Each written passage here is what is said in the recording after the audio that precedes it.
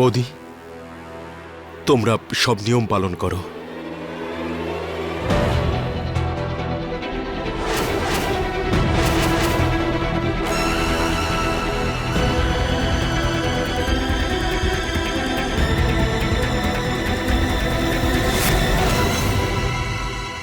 এই রাম লক্ষ্মণের জুটি ভাঙার জন্য বড় আঘাত আনতে হবে।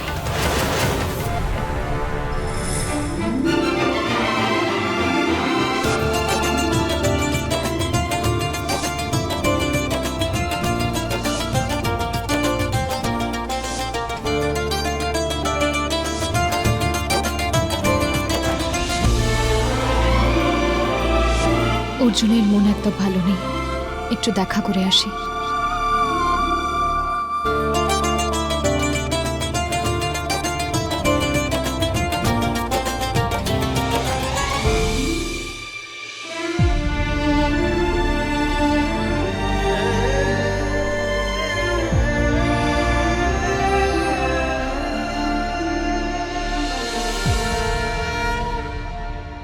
আমি আপনাকে আপনাকে দাদা বলে ডাকতাম, আর আপনি আমার সঙ্গে ছি।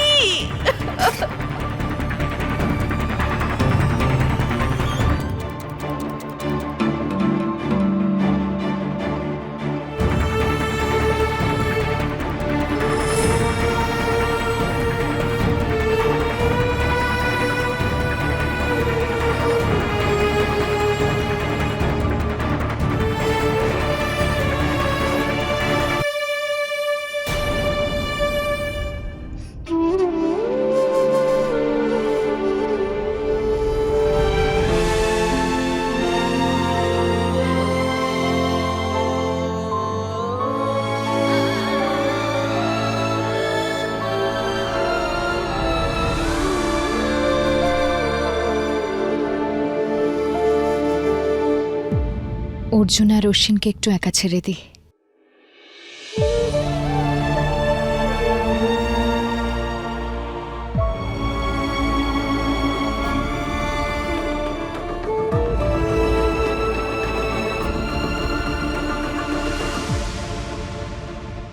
শহরের নাম্বার 1 লয়ার, আর অভ্যেস সেই ছোটবেলার মতোই রয়ে গেছে।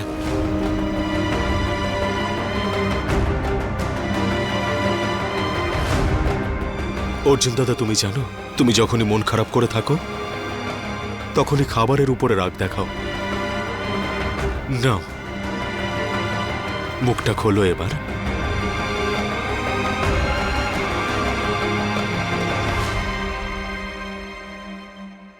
কি হলো অর্জুন দাদা, তোমার ভাইয়ের হাত থেকে খাবার খাবে না?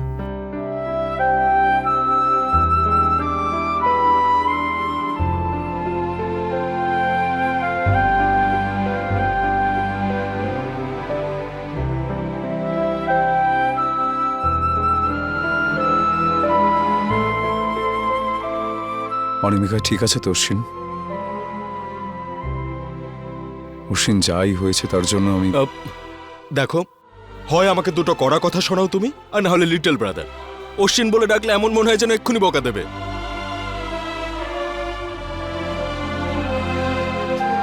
অশ্বিন, ওকে, না অশ্বিন, অশ্বিন আজ যাই হয়েছে, কনফিউশন হয়েছে একটা, তাতে আর কি। ক্লাস 8-এ বাইক চালানো, ক্লাস 10-এ গিটার বাজানো, ব্রেক ডান্স, আমি যা কিছু শিখেছি শুধুমাত্র তোমার কাছ থেকে শিখেছি অর্জুন দাদা।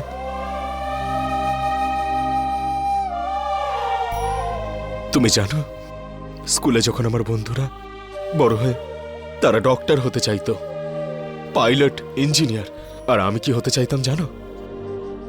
আমার অর্জুন দাদার মতো।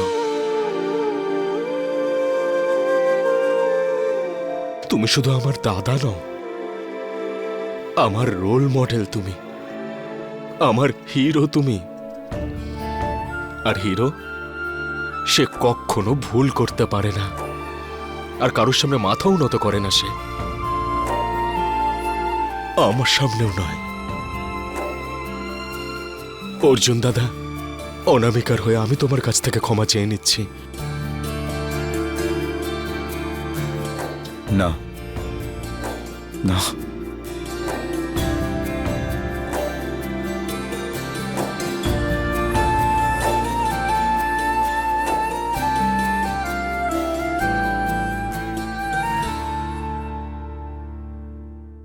মাই লিটল ব্রাদার, থ্যাংক ইউ। চল খাবারটা খেয়ে নে।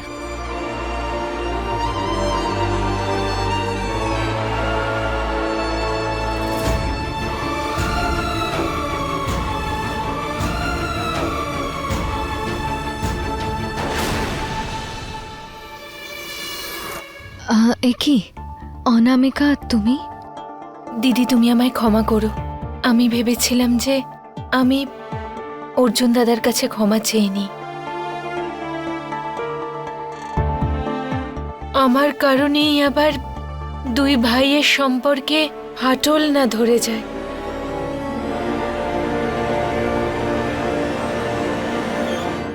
কেউ যদি স্বপ্নেও চেষ্টা করে না, তাও সেটা সম্ভব হবে না।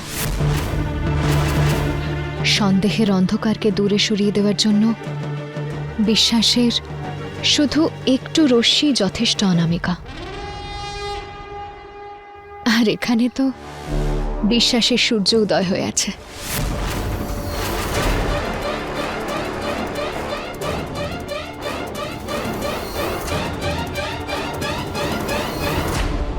অনামিকা, তুমিও মনের মধ্যে কোনো সংকোচ রেখো না। যা কিছু হয়েছে তাতে তোমারও কোনো দোষ ছিল না।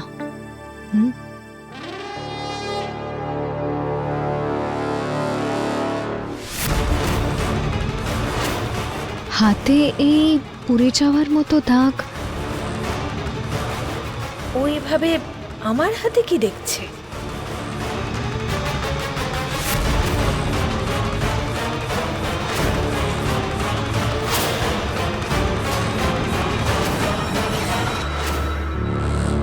জানি না, এটা চুরি পড়ার কারণে খুবই অদ্ভুত অনুভূতি হচ্ছে এখানে। দেখো না, এখানে হঠাৎ করে ব্যথা হচ্ছিল, কিন্তু এখন এখন একদম ঠিক হয়ে গেছে।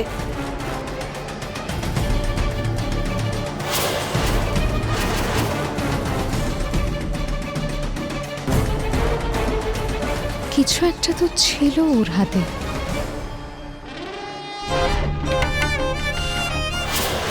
আমার আর পড়তে ভয় লাগে না মিছরি।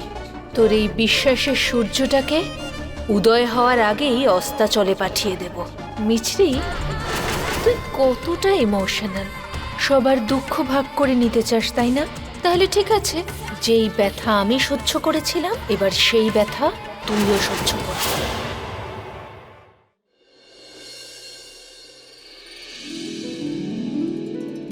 ভালো না? না, ওইটা দেখান। হ্যাঁ, না না, এটাও পছন্দ হলো না। একটাও গয়না পছন্দ হচ্ছে না আমাদের। হ্যাঁ, এই নিন। দাদা আপনি বলুন তো, ধনতেরাসটা পালন করব কি করে? একটা গয়নাও তো আমাদের পছন্দ হচ্ছে না, সব ডিজাইন পুরনো। দিদি তাহলে কি করব? এক কাজ করি, ওই কঙ্কনটা নিয়ে নি। আপাতত আপনারা চা খান। হ্যাঁ হ্যাঁ, দাও, আমার খুব চা খেতে ইচ্ছে করছিল। আমারও। থ্যাংক ইউ মা। মিছরি মা, হ্যাঁ মা। তুমি বাসনওয়ালাকে ডেকেছিলে? হ্যাঁ, আমি ডেকে তো ছিলাম। আমি এসে গেছি।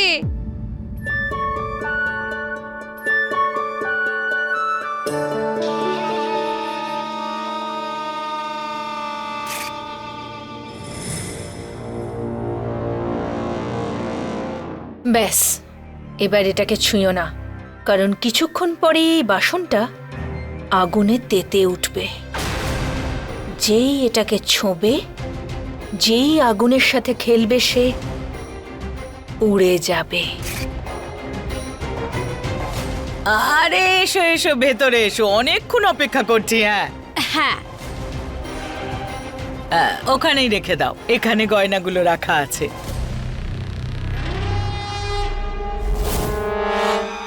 এক সেকেন্ড।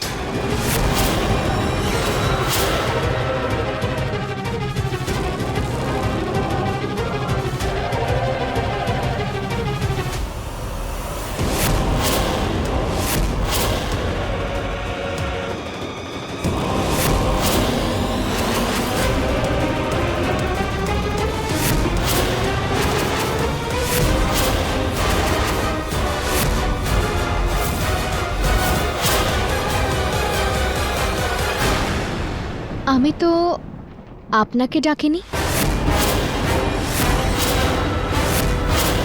তাহলে আপনি কে?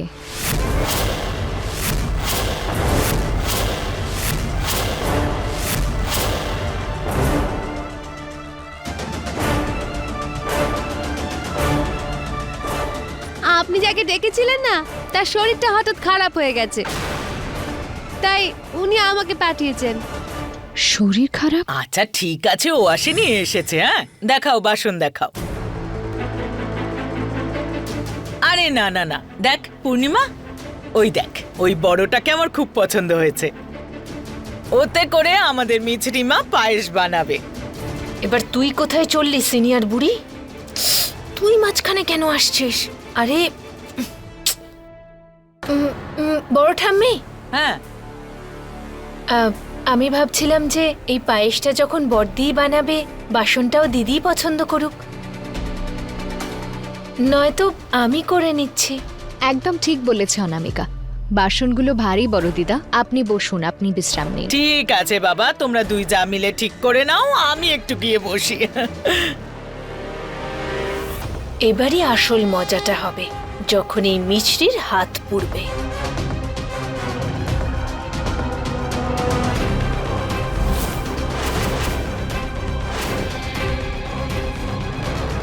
ইয়েস ইয়েস মিছরি।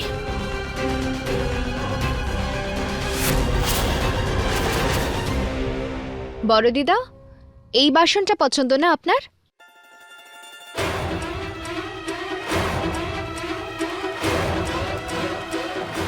Get set go.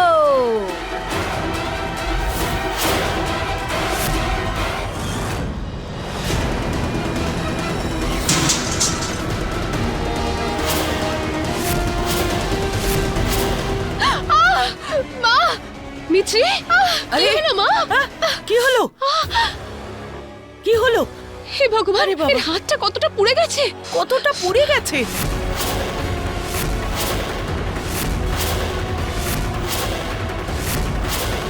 আমি এক্ষুনি বরফ নিয়ে আসছি। হ্যাঁ বৌমা, শিগগির আনো। হলুদ এনো। আসনটা ধরলো, হাত পুড়লো কেন? আমার ইন্টেলিজেন্স দিয়ে আমিও এভাবেই চিৎকার করেছিলাম, এর থেকে বেশি কষ্ট পেয়েছিলাম। দিদি, ওই বাসনটা গরম ছিল। ওটা কেন গরম হবে? এই এদিকে এসো, এদিকে এসো আগে। একটা কথা বলো তো, এই বাসনটাতে জ্বলন্ত কয়লা আছে নাকি? আমাদের মিছরি মায়ের হাত পুড়লো কি করে? আমি কিছু করিনি গো, আমায় যেতে দাও। এই বলো, সত্যিটা বলো, নয়তো তোমাকে কিন্তু আমি পুলিশে দেবো বলে দিলাম। বলো। বড় ঠাম্মি, আপনি না দিদিকে দেখুন, ওর হাতটা একদম পুড়ে গেছে। আমি ওর সঙ্গে কথা বলছি। হ্যাঁ, তো তুমি দেখো ওকে। কি করে হয়েছে বলো?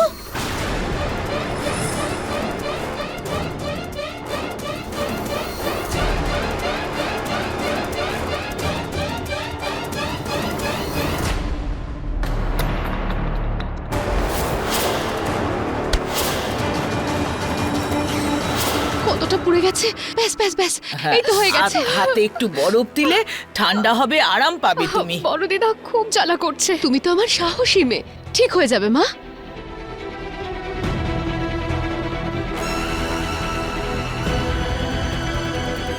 ওই বাসনওয়ালি তো সুযোগ বুঝে সরে পড়েছে। বেচারি দিদি খুব কষ্ট হচ্ছে, তাই না? আমি ওর হাতের পোড়া জায়গায় লাগানোর জন্য তাড়াতাড়ি কোনো ক্রিম নিয়ে আসছি। হ্যাঁ, এই তো, এই তাড়াতাড়ি তো, যাও। এই তো হয়ে গেছে। এক্ষুনি ঠিক যাও। হয়ে যাবে, এক্ষুনি জ্বালা কমে যাবে। মিছরির পোড়া জায়গায় আমি নুন লাগাচ্ছি না, এটাই অনেক রে সিনিয়র বুড়ি। আমাকে পুড়িয়েছিলিস না তোরা, আমি কেন মিছরিকে সাহায্য করব? আজ তোকে পুড়িয়েছি, এরপর গোটা অবস্থি পরিবারকে পুড়িয়ে ছাড়খাড় করে দেব।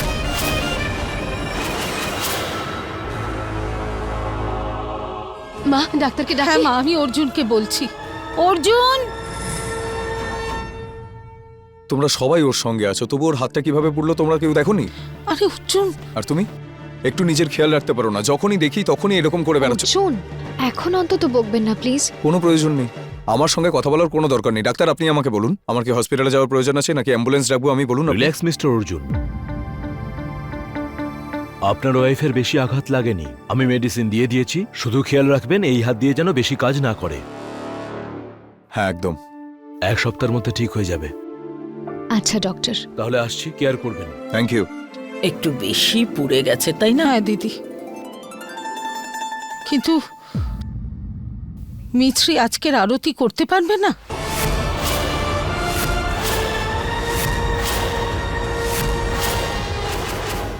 দিদা, কোনো ব্যাপার না, আমি এখানেই বসে বসে আরতি শুনে নেব।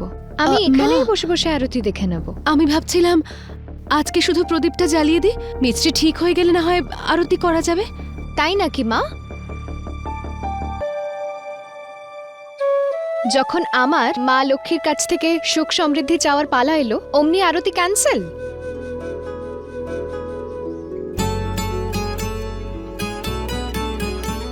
মা, আমি এখানে থাকলেও আমার মন তো আপনাদের সঙ্গে আরতির ওখানেই থাকবে, তাই না? প্লিজ আরতি ক্যান্সেল করবেন না আমার জন্য, প্লিজ।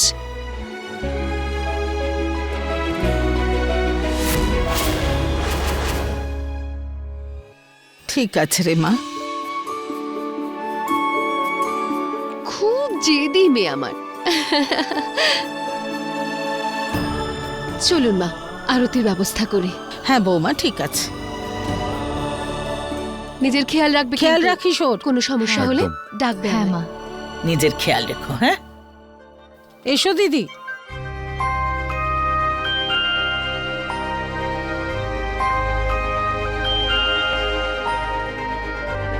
দেখি, খুব জ্বালা করছে?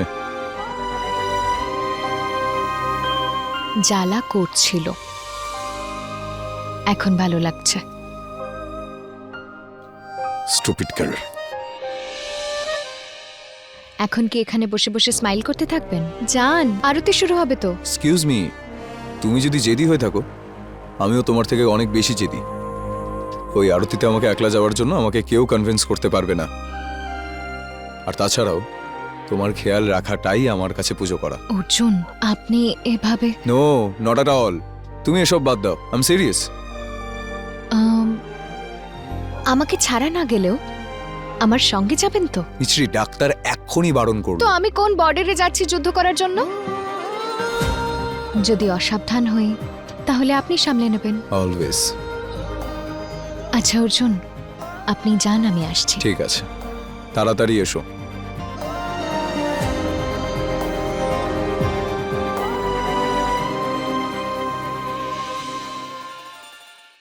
চোখ বন্ধ করে এই অর্জুনকে ভরসা করো, তাই না?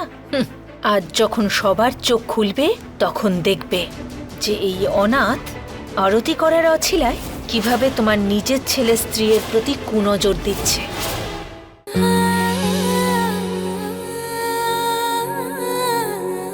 দরজার সামনে মা লক্ষ্মীর পদচিহ্ন তৈরি করে দিয়েছি।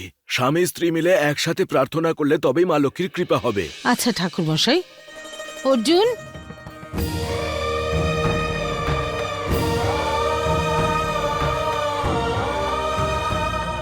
আয়। আয় ঠাকুর মশাই, সবার আগে আমার অর্জুন আরতি করবে। আসুন বাবা।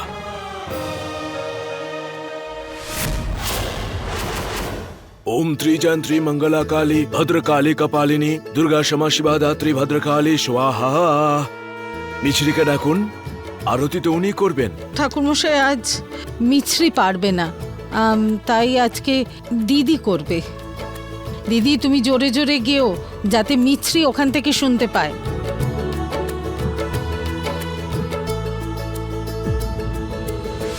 বেচারা অর্জুন একা একা আরতি কি করে করবে?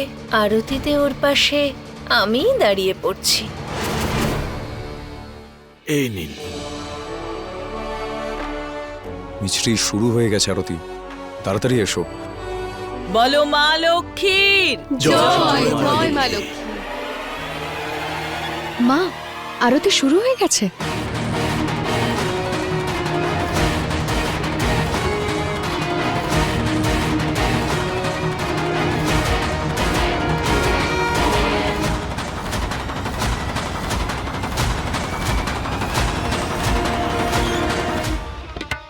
চোখ বন্ধ করে এই অর্জুনকে ভরসা করো, তাই না? আজ যখন সবার চোখ খুলবে তখন দেখবে যে এই অনাথ আরতি করার অছিলায় কিভাবে তোমার নিজের ছেলে স্ত্রীর প্রতি কুনজর দিচ্ছে।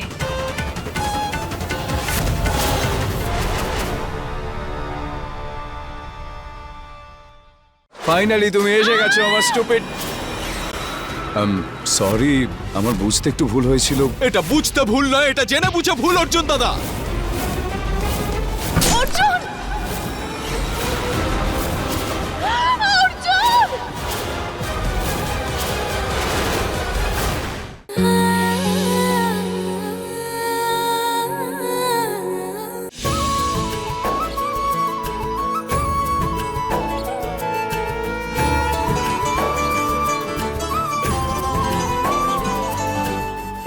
বেচারা অর্জুন, দেখো পূজা শেষ হতে হতে তোমায় আমি সবার চোখে রাম থেকে রাবণ বানিয়ে দেব।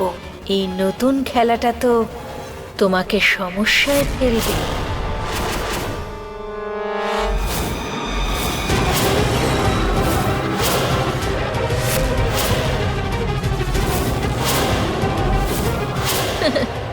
কারণ দুরূপের দাস হলো অনামিকা।